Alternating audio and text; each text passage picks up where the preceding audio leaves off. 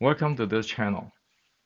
This channel is for education and culture based on historical and scientific data. So, for those who do not want to face the truth of history and science, please do not continue on to watch this video.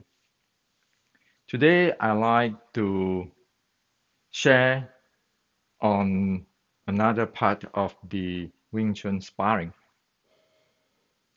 And what I like to share today is breathing.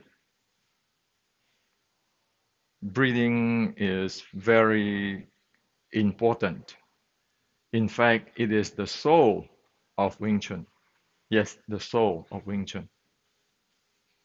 See, we always heard that externally train the bone, the sinews, and the muscle. Internally, we train the breathing. So, breathing, handling is the soul of fighting. So, if we want to study or learning on sparring, one must know the basic of breathing. And so one be able to develop it. So there's no guessing work, there's no random work. Now, the first thing I like to clarify for everybody on Wing Chun, ancient Wing Chun. Wing Chun, ancient Wing Chun, which is the offspring of Shaolin sword strike, is a dynamic art. It is a dynamic art. So as we know that Shaolin sword strike is an offspring of the Ming Dynasty military, particularly General Qi Guang's teaching. All of those are dynamic type of art or technology. It never is structure, no structure. It never is you have to balance. You put yourself in the balance and stable position. No, that's not what it is. Dynamic in fighting, in the momentum handling, is about playing with instability. Playing with instability in dynamic. Playing with recycling momentum. So there is no 1 second or 1 microsecond, one stop down there, have to have this structure or have to have the stability or have to be how to say that, static. So it is a completely opposite for what today's people talk about, that if you talk about like Wing Chun or Chinese Kung Fu, you have to have the structure, and then you have the structure power, and then you have to have the stability there. Balance. No. The real fighting art of China is based on instability, unbalance, and dynamic, and keeping using the momentum as it needed. That's why in General Qi Guang chapter 14, it said that one momentum transform to another momentum to defeat your opponent. So there's nothing stop there. Also, real Chinese Kung Fu is not about push hand, standing down there, have your spine power, whatever power, you be able to take force into your body and push it out. It's not about that. Those are demonstrations. It is not also like people show off that they stand there, they can take punch. Or somebody even put a spear on the throat and then demonstrations. Well, it is not there. So why? What's the reason? Well, the same thing. Fighting is about exchange of momentum, continuous, no stop. You want to have your structure power, mind power, spine power, and your fudging. You see people demo that with what? With their student and have a preparations. Even if you're inch punch, you have to prepare that and so forth. That never happened in fighting. At least 460 years ago, General Qi Gong already put it black and white. You violate that on the momentum transformation, you dead. We talk about war here. Now, it's also not about those Qigong. Well, I can stand there and Qigong and so forth, so forth. Well, again, that need preparations. And one is not mobile. So those so-called hard Qigong can be break. How to break it? You take his leg down. Take down. Or you make him into standing in one leg so that he doesn't be able to hold on to his intra-abdominal pressure. Well, 460 years ago,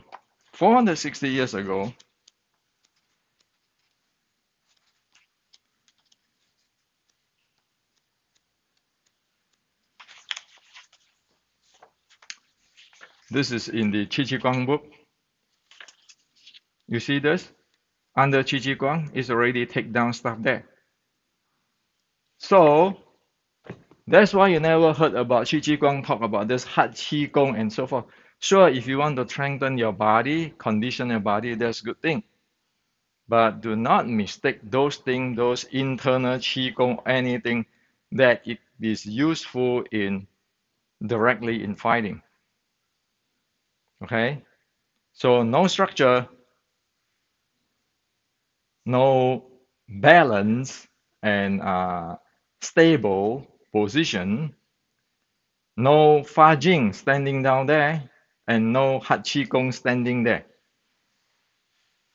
It is all mobility, high speed, accelerated, momentum transformed to another momentum. It's not what I'm saying. It's the summary of General Qi Ji Guang. It's in a war, life and death. Okay? Now, so we want to go dynamic. Be it if you want to have a taste in sparring, you need to be dynamic. Go watch our friend in MMA, BJJ, in Thai boxing, in Western boxing. You look at them. Isn't all sparring dynamic? Not to mention the real fight in the ring. It's dynamic, right? Now, the first thing you need to be watch out is how do you breathe? You want to go dynamic. How can you breathe? Okay? So if somebody practice this, what do you call it, structure, fudging, and then taking force inside, balance force, and so forth, well, it is completely off the directions. You stand there, you don't know how to breathe properly in dynamic. What are you going to do in the real life? How many seconds? So is that surprised that the Tai Chi teacher Lei Lei get KO by Xu Xiaodong, who's in MMA? It is predictable. Now I'm here saying Tai Chi Lei Lei. I'm not putting down Tai Chi Chuan. I just say that there is technical truth. If you train that way, you get in trouble.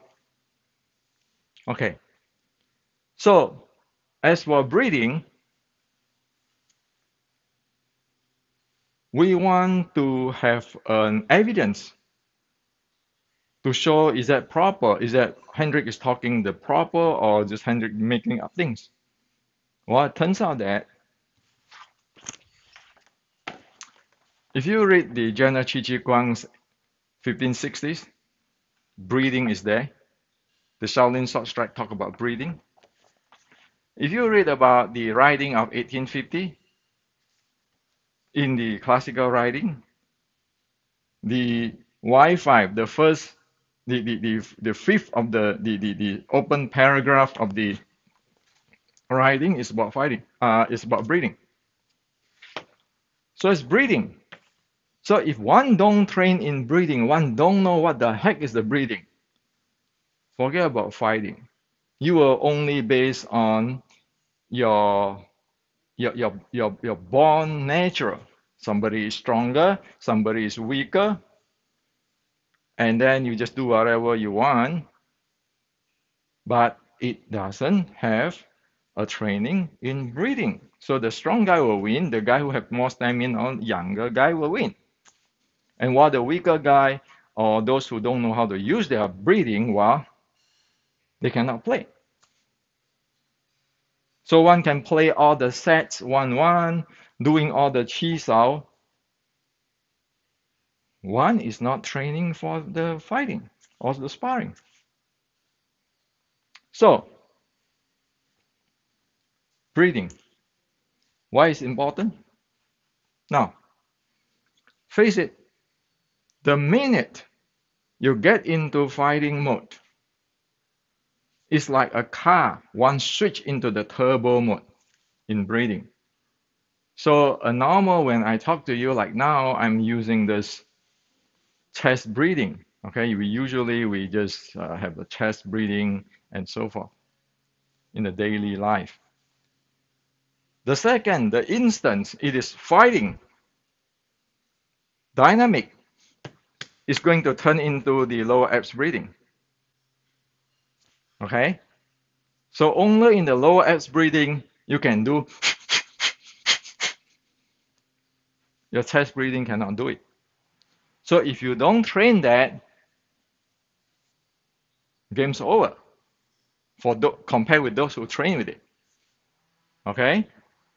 Now, so the first thing is that you need to have this turbo or low abs breathing which you can switch into. Well, is it how difficult to develop this? Is it very difficult to develop this? No. In Wing Chun Matrix, I have shown the world how to do it with today's tools.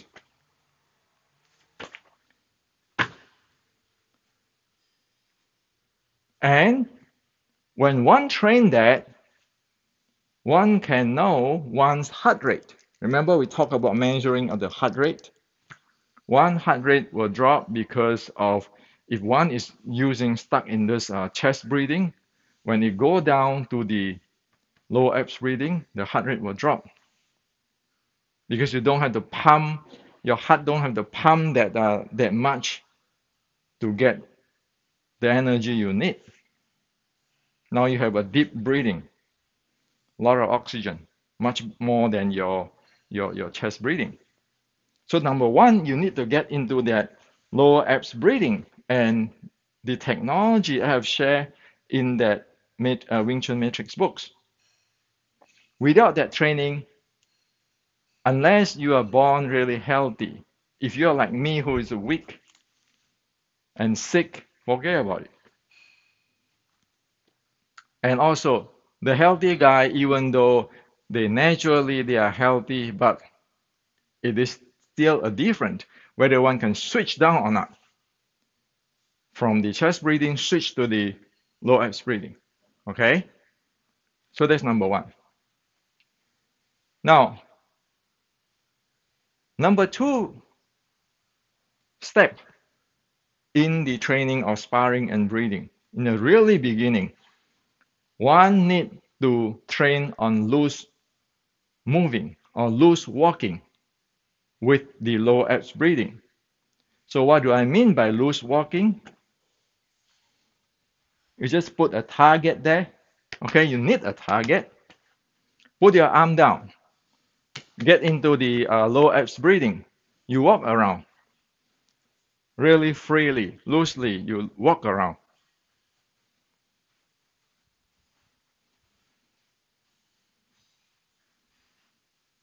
And you want to keep your heart rate under 70% of your maximum heart rate. Okay? The better you are, the heart rate will going lower. So why do you need this free moving? Target, you move around freely, don't even think about fighting or sparring. Because common people have a tendency of their shoulder, they lifting their shoulder. And when they're lifting their shoulder, they are not going to breathe here, but the chest breathing. And also, when they get tense, they are stressing their chest, thinking that that is the way they can produce energy and power subconsciously. So the loose moving is you put this down using low abs breathing, have a conditions, a functional training of oneself so that at the moving, one be able to breathe with the lower abs and not tensing the chest up and not pushing the shoulder up. Okay? One can walk 10 minutes, keeping the heart rate under 70% of the maximum heart rate. And that will help too because that help for cardio. So one can have a taste of how one can breathe with the lower abs even in the moving without tensing up the chest by raising the shoulder or pressing it just because you want to punch harder. Forget, you need to drop all this thing, get into the moving with the low abs breathing. Only after that, after some training of that, your body is loose and so forth. You raise your hand so that this protect your chin, your head, and you move around like free moving. But now you have the guard on. You have the guard on. And again, you check your heart rate under 70% because you don't do much. If it get high, you know something wrong there, which you don't handle this properly. So put your guard on. The guard must on for the guarding moving. You can move anywhere you want. Don't think about like a fighting, but you need to have a target. You can put a chair, move around, having fun. So these two exercise, the free moving or the loose moving and the loose moving with guard up, is the critical thing. Anybody who properly trained in Chinese Kung Fu go through that behind the closed door. Okay? And today we have the heart rate tracking capability. We know we even can tune ourselves better. And also, like in the tracker, after you walking, it show you the time to recovery based on your body conditions. So you walk 10 minutes, some might, if their heart rate get 70% or something like that, some might uh, cause the tracker to tell you that you need to rest for 1 hour or 2 hours before you can exercise. That is to protect yourself so that you don't overload yourself. Okay? So you want to practice the free moving. And like in the dojo, you can get people move around, having fun. Or with the gut, move around, having fun. Because what you train here is going to be applicable in your sparring or your fighting. Whenever anything happens, right away you switch from chest breathing to the lower abs breathing. Your body relaxes up because you want to handle momentum already. So, see, this is not what today's 少年頭尋橋標主 train, not what the 七手 or wooden dummy train. In fact, what those things train today is opposite to what is trained in the ancient and in the reality. Okay? So this is by historical facts and by evidence. I know many people will not be able to swallow it, but this is the truth.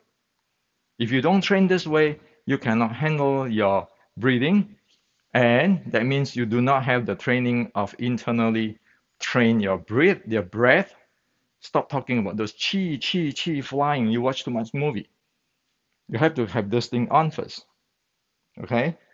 So if one have this guarded, free moving or loose moving, even when one is faced by opponent and we don't want to fight, we run away. And it is loose. But if we never get trained this way, when even a dog chasing us, one get into really tense and then start to have this chest breathing. And if one keeping doing like the chi sao with the shoulder on top or pushing, squeezing the body this way in their doing 小念頭 set, well, good luck. Because what you train every day is what is going to trigger in when you need it. So this is what I'd like to share with you today. This is, I share in the public, so this is a public knowledge now. Anybody can use it. And in fact, use it if it's good for you. That's why this channel is for education and it is about culture. So this is what I'd like to share with you today. This is breathing. Remember in the first part, I said that before even you talk about momentum handling or whatever, the first is your cardiorespiratory endurance, which is your VO2 max. And this is directly supporting your VO2 max and your cardiorespiratory endurance. So you need to develop that. Only after you develop that, next time I'm going to share on muscular endurance. You need that, the cardiorespiratory endurance and the muscular endurance before you can get into momentum play, the dynamic. So this is the most basic. It doesn't even go to anaerobic and so forth. It's in the aerobic range or warm-up range, so everybody can have fun with it.